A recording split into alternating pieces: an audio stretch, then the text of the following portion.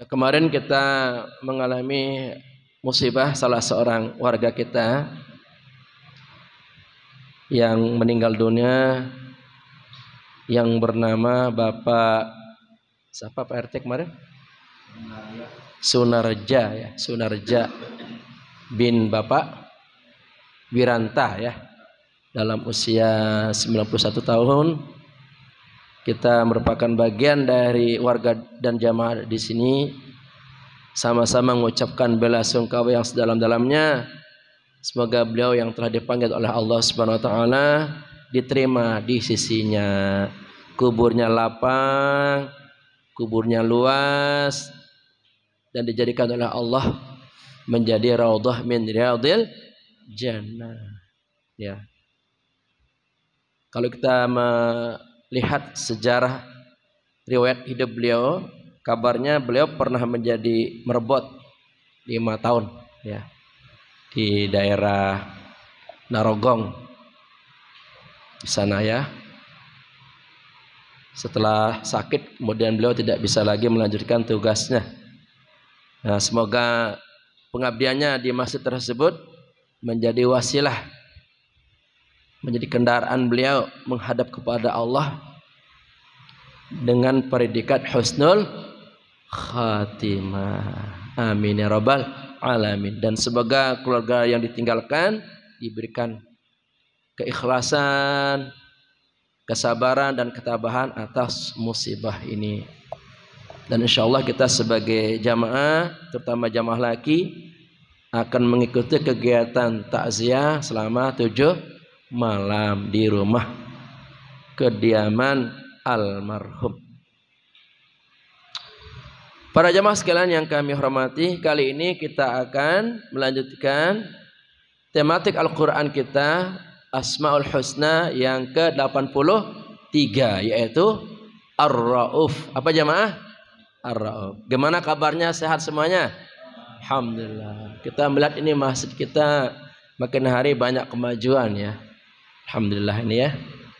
Sudah mulai kelihatan lebih bersih, lebih nyaman, apalagi dengan pemasangan AC ya. Insyaallah mudah-mudahan beberapa hari ini AC bisa kita fungsikan dengan baik setelah ditutup semua.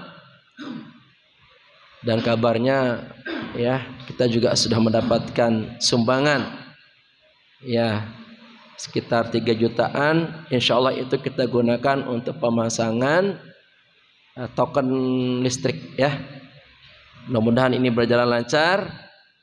Nah, karena kita sudah menggunakan alat pendingin seperti AC ini, tentu pengeluaran budget bulanan ya lumayan ya Pak RT ya, Pak DKM. Tapi kita jangan takut, insyaallah selalu ada saja cara untuk memberikan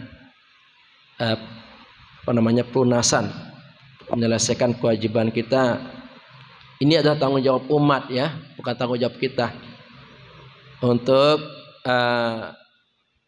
memberikan kelancaran terhadap program-program operasional kita di tempat ini. Insyaallah nanti kita bisa untuk membayarnya.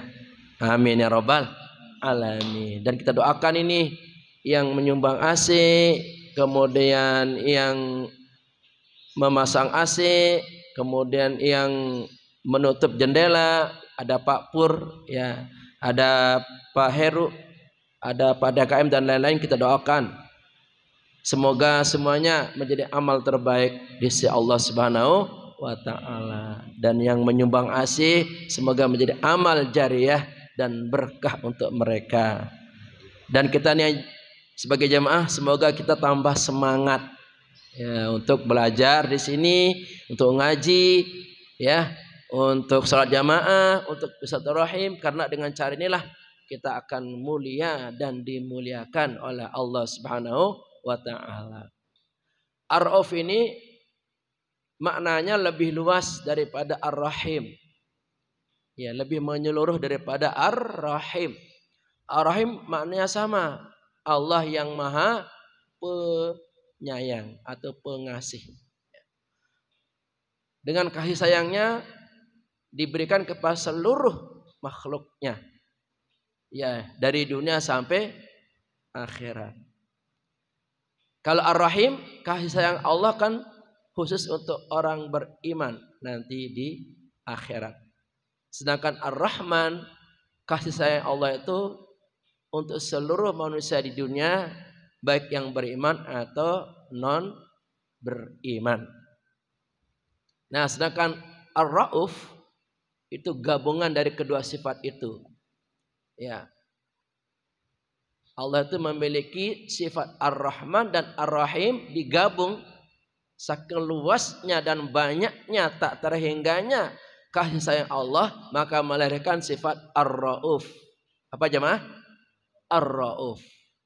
Itu maknanya lebih luas, ya.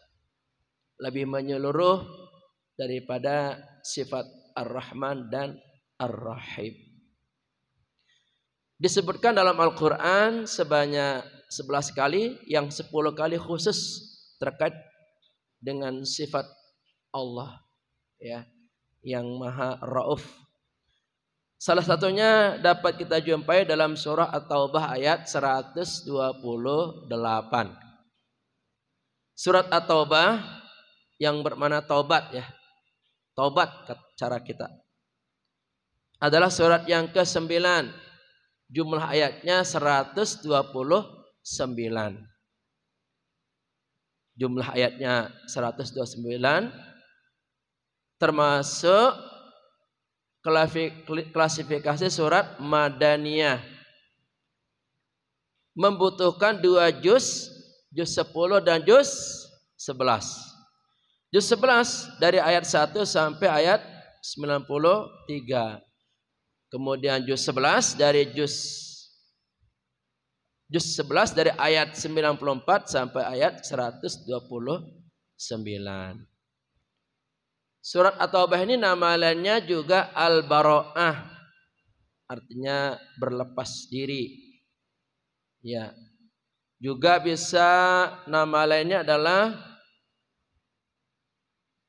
Al-Fadhiqah, artinya menyingkap. Juga artinya Al-Muqashiyah, ya. Al-Muqashiyah artinya melepaskan.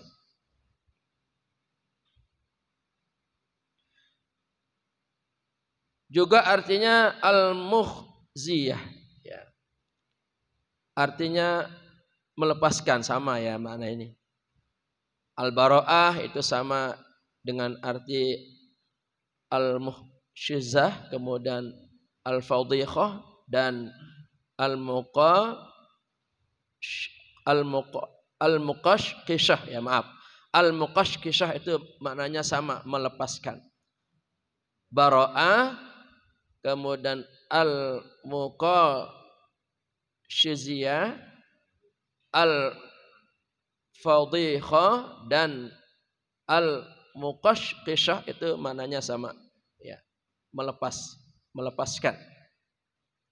Ya. Mari kita melihat surat At-Taubah ayat 128.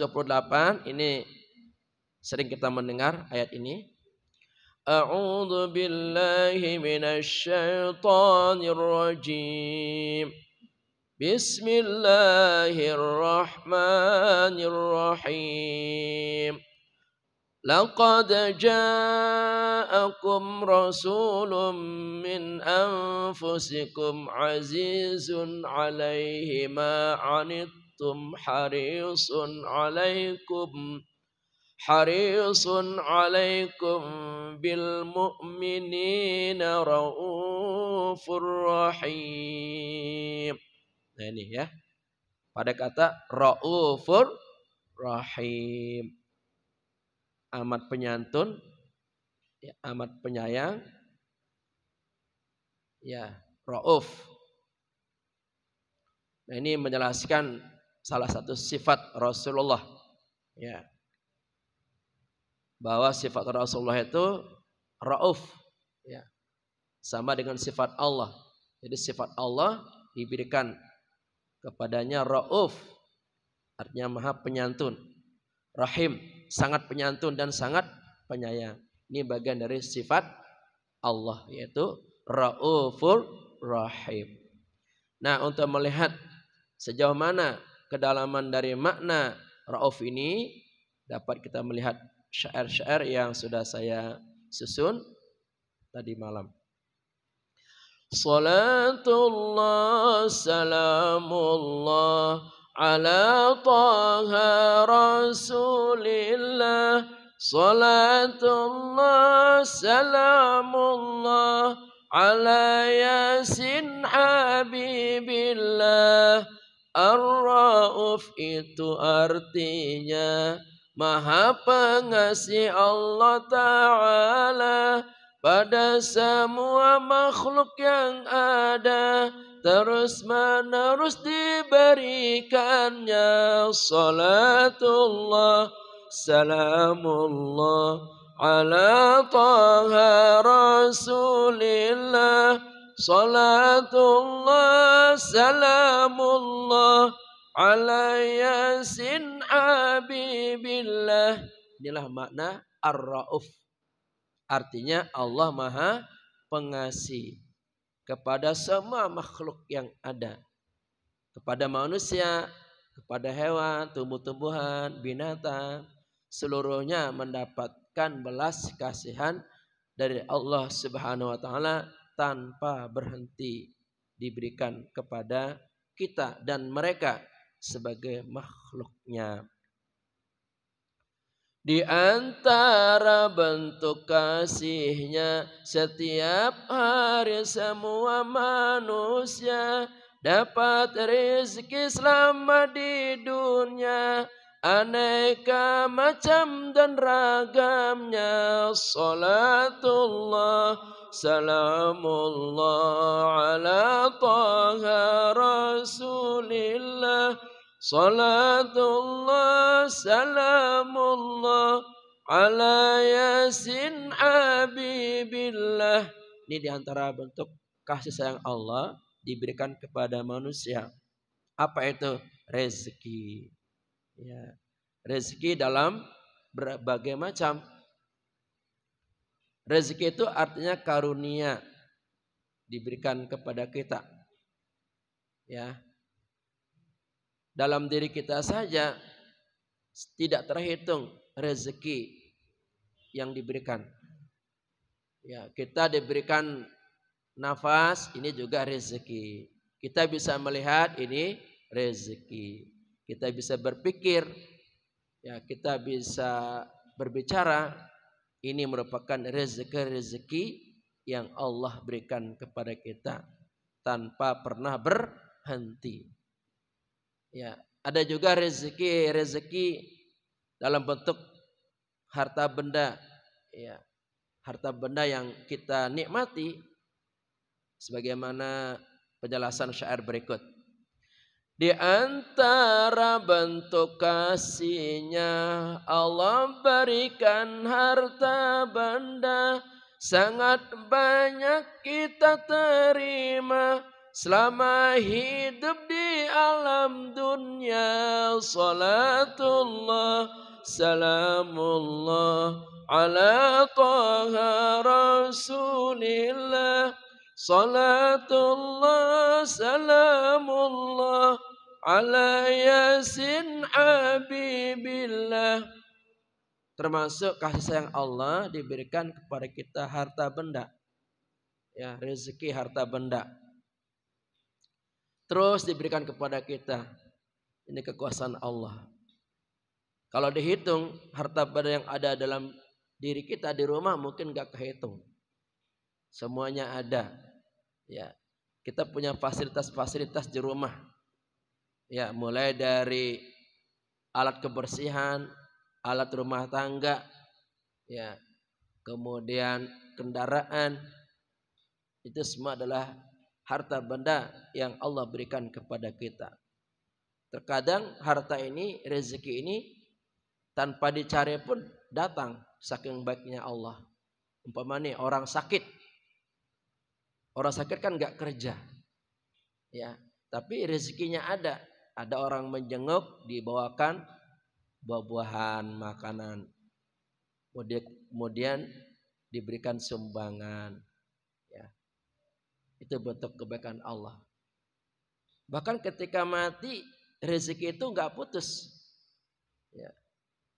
Ada orang kecelakaan di pesawat umpamanya, kemudian mendapatkan asuransi dari kematian itu sekian puluh juta, sekian ratus juta.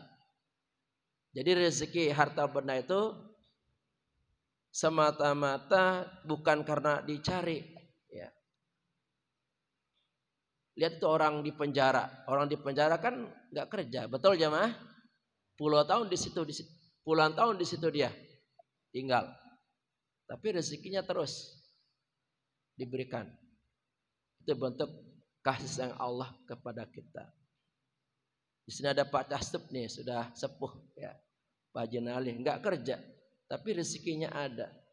Makanya kita jangan takut orang yang nggak kerja saja diberikan rezeki, apalagi kita kerja. Jadi urusan rezeki ini diberikan kepada orang-orang yang dikehendakinya.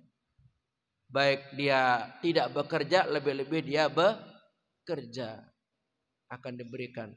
Ada orang stroke ya bertahun-tahun, ternyata rezekinya ada tiap hari.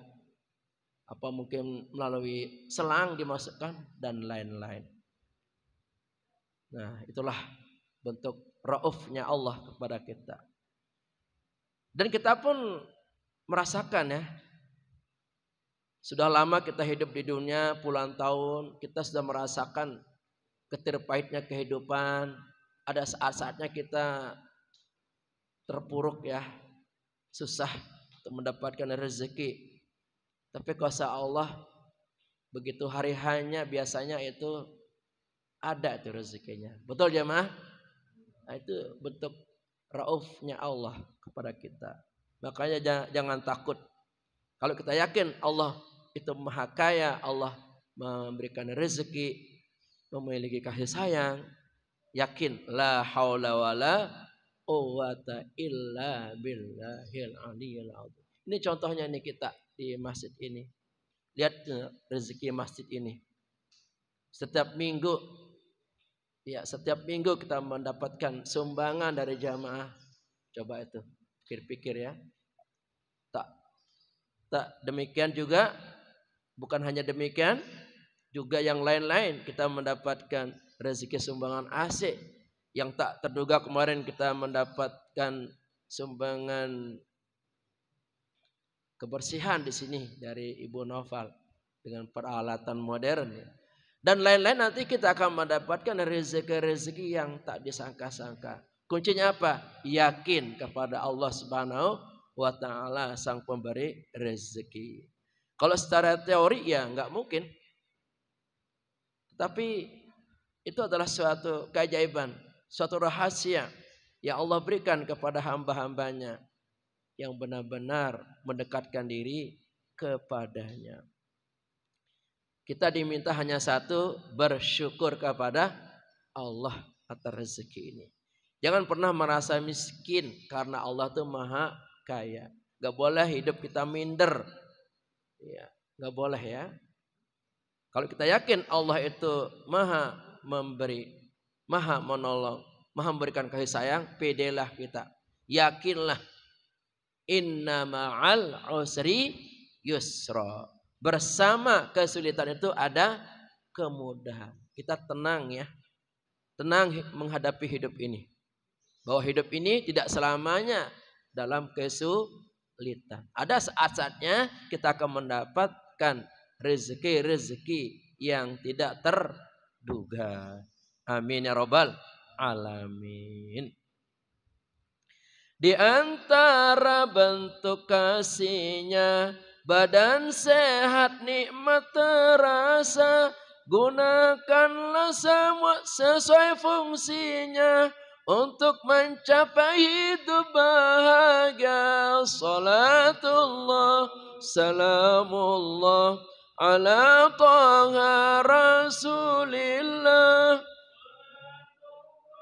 Salamullah ala Yasin Habibillah.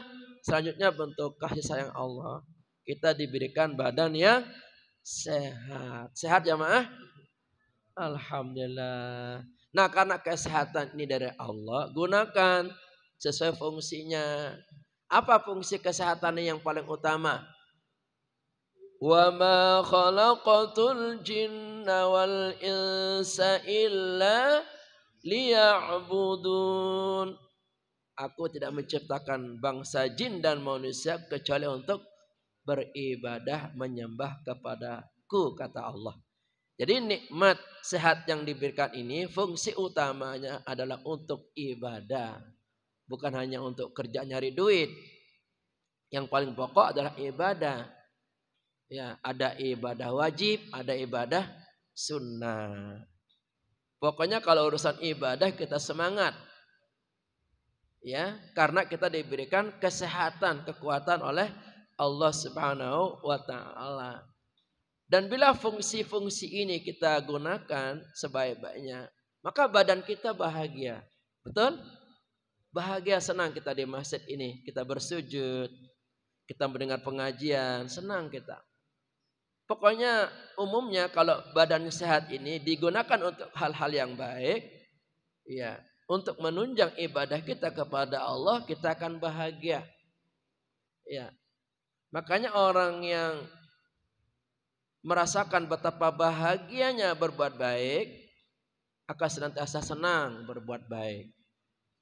Senang beribadah, senang bersilaturahim, senang kerja bakti, senang ronda malam. Karena dalam kebaikan itu ada kebahagiaan. Walaupun kita punya harta benda berlimpah ruah, kalau enggak ada kebaikannya kita pelit, itu akan menjadi malapetaka, enggak ada kebahagiaannya. Walaupun hidup sederhana, tapi orangnya ramah, suka membantu, menolong sebisanya, maka di balik kemiskinan itu ada kebahagiaan menyelinap di hatinya. Jadi ukuran kebahagiaan itu ada pada kebaikan-kebaikan yang kita lakukan. Di sini sering saya melihat ini ibu-ibu, ya pagi-pagi memasukkan sumbangannya di tromol. Ya, bukan apa-apa, karena itu bentuk rasa kebahagiaan. Ketika memasukkan uang di tromol itu bahagia. Ketika memberi itu bahagia. Ya, demikian. Jadi kesehatan yang ada ini gerakkan ya untuk kebahagiaan hidup kita. Fastabiqul khairat. Berlomba-lomba dalam melaksanakan kebaikan.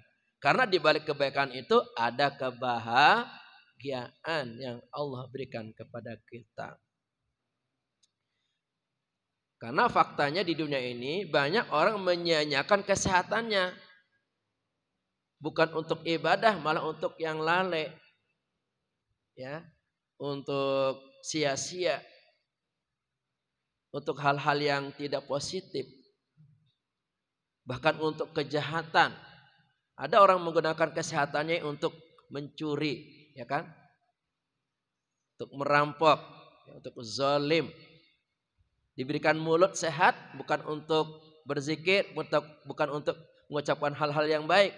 Malah mulutnya untuk mencaci, memaki, merendahkan. Nah ini semua berbahaya. Kalau kita gunakan badan sehat ini untuk keburukan, tidak akan ada bahagia di situ. Ya, pasti hati kita akan gelisah, ya, tidak nyaman. Sesuatu yang buruk yang kita lakukan maka akan merusak tatanan kehidupan kita, merusak kebahagiaan hidup kita. Makanya Islam itu untuk mencari bahagia itu dari yang terkecil, yang ringan sampai yang besar-besar. Apa contoh yang ringan? Kita senyum. Senyum itu bisa bahagia. Betul jamaah? Bahagia, damai hati kita, senang.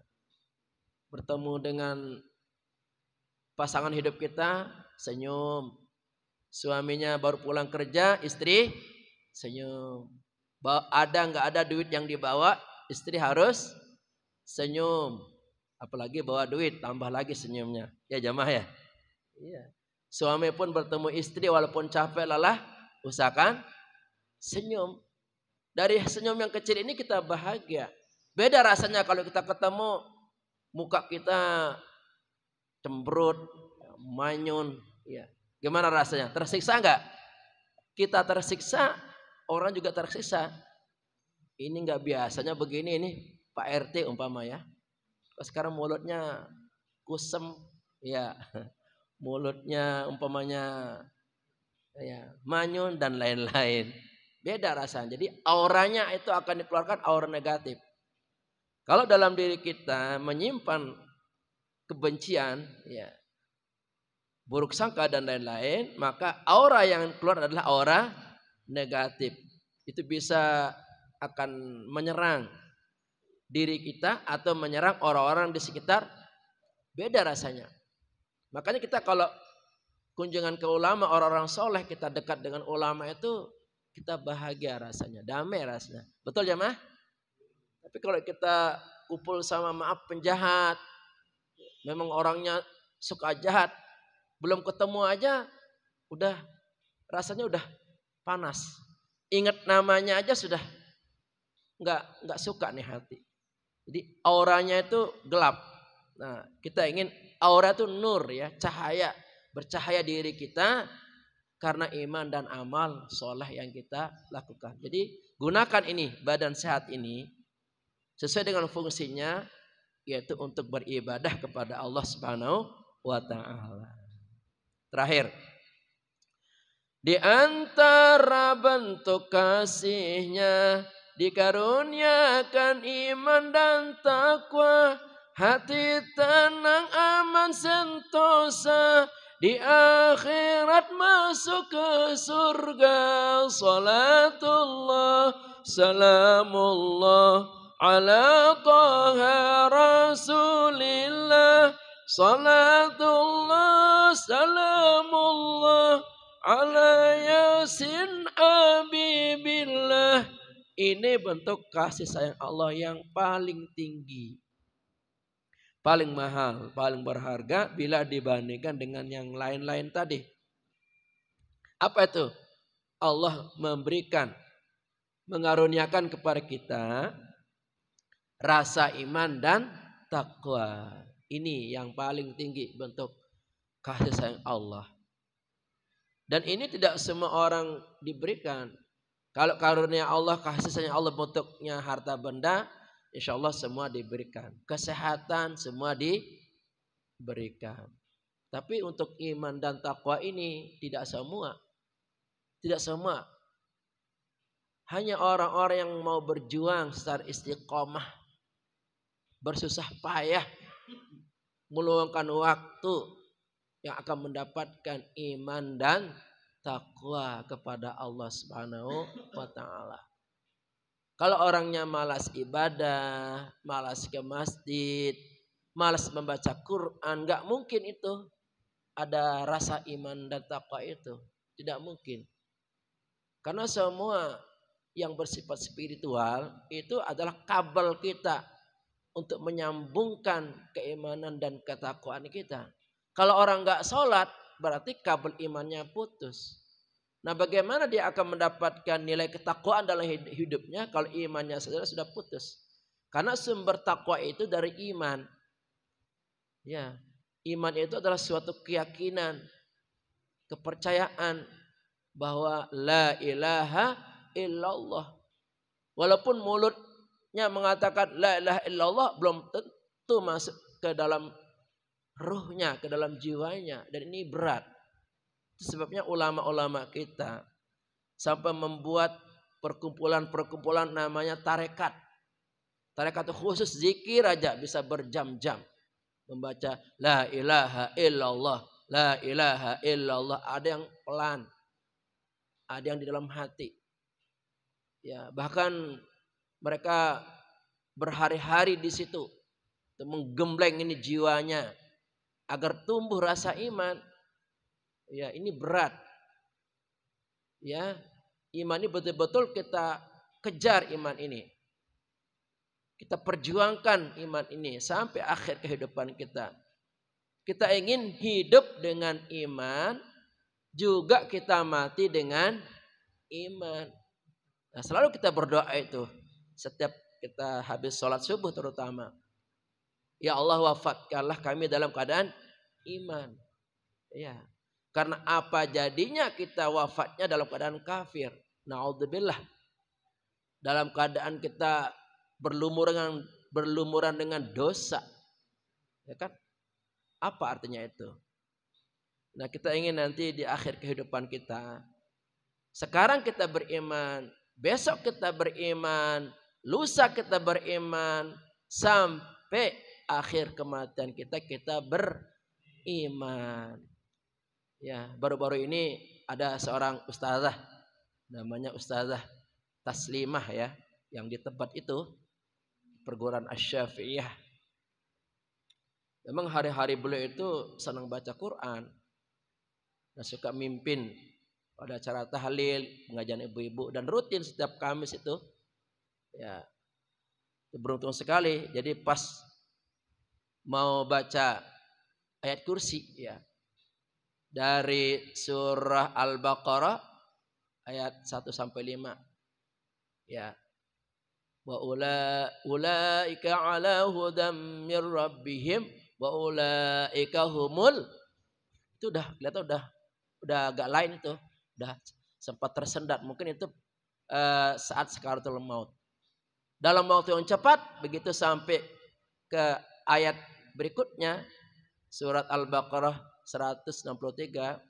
Wa ilahukum ilahu wahid. Pas banget itu. Pas sekali. Wa ilahukum, dan Tuhanmu ilahu wahid, Tuhan yang esa. Pas itu, mati dalam keadaan iman.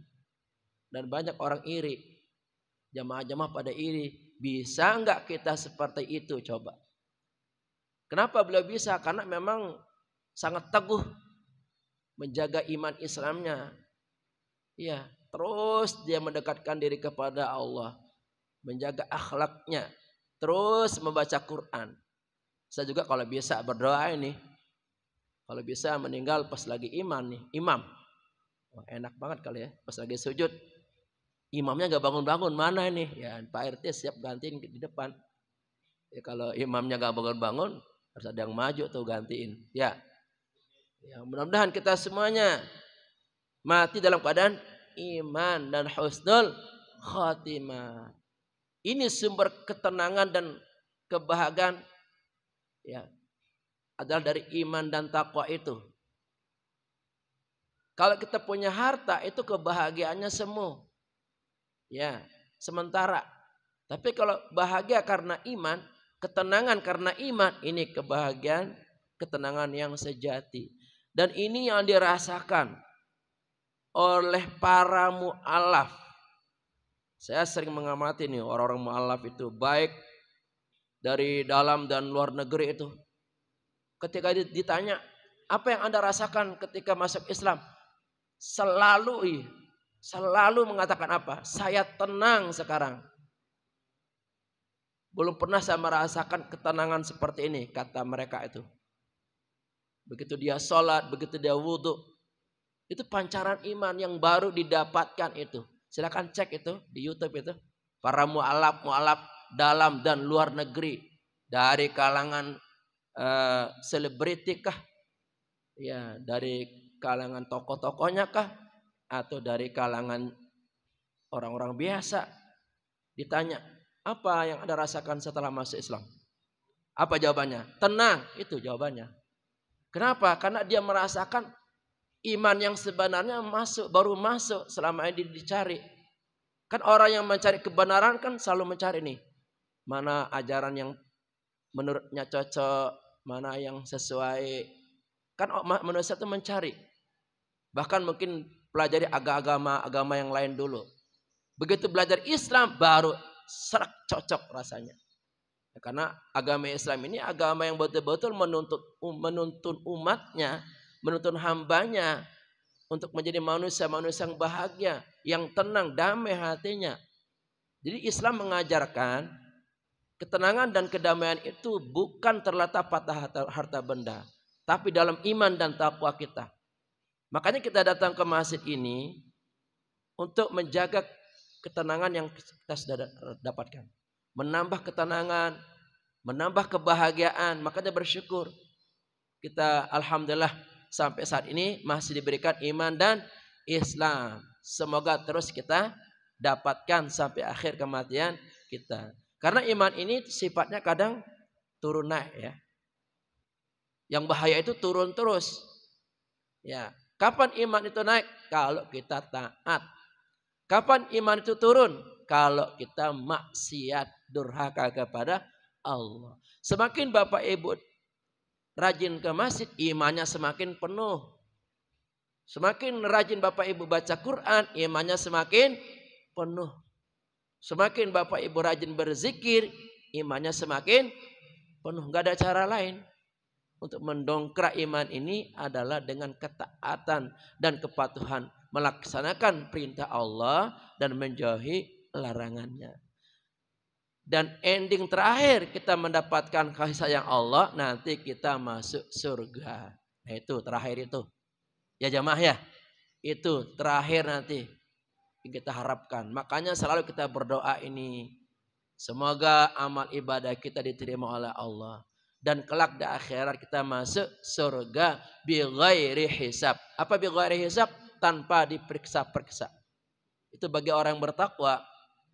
Ketika di akhirat nanti tanpa diperiksa-periksa. Begitu masuk di alam akhirat, ya sekian rombongan ya. Kan kita ada rombongannya nih ya.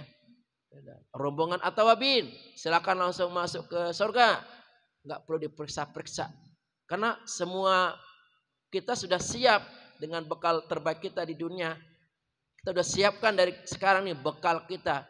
Sehingga kita di akhirat nanti tidak mengalami suatu kendala. Ya, tidak menjadi petaka karena minimnya pahala yang kita bawa. Dan banyaknya dosa yang kita bawa menyebabkan kita menjadi sengsara nanti di akhirat. Oleh karena itu para jamaah mumpung masih hidup ini, ayo sama-sama di bawah Pak DKM kita, Pak Dido Soekardi. Betul-betul ini saya semuanya kita menyiapkan bekal sebanyak-banyaknya. Bekal kita hanya dua, iman dan takwa. Ya, iman itu adalah keyakinan la ilaha illallah. Takwa itu adalah melaksanakan perintah Allah dan menjauhi larangannya. Semoga kehadiran kita di tempat ini akan menjadi suatu cara, upaya terbaik untuk senantiasa meningkatkan keimanan dan ketakwaan kita kepada Allah Subhanahu wa taala. Dan semoga kita, keluarga besar kita, anak-anak keturunan kita selalu dalam iman dan Islam. Dan kelak kita menyosok kematian kita adalah kematian yang husnul khatimah. Amin ya rabbal alamin. Rabbana atina fid dunya hasanah wa fil akhirati hasanah wa qina azabannar. Rabbana atina fid dunya hasanah wa fil akhirati hasanah wa qina azabannar. Rabbana atina fid dunya hasanah wa fil akhirati hasanah wa qina azabannar. Kafaratul majlis. Subhanakallahumma bihamdika asyhadu an la ilaha illa anta astaghfiruka wa atubu ilaik. Mari kita ucapkan syukur. Walhamdulillahi rabbil alamin. Wallahul muwaffiq wal hadi ila sabilir rasyad. Assalamualaikum warahmatullahi wabarakatuh.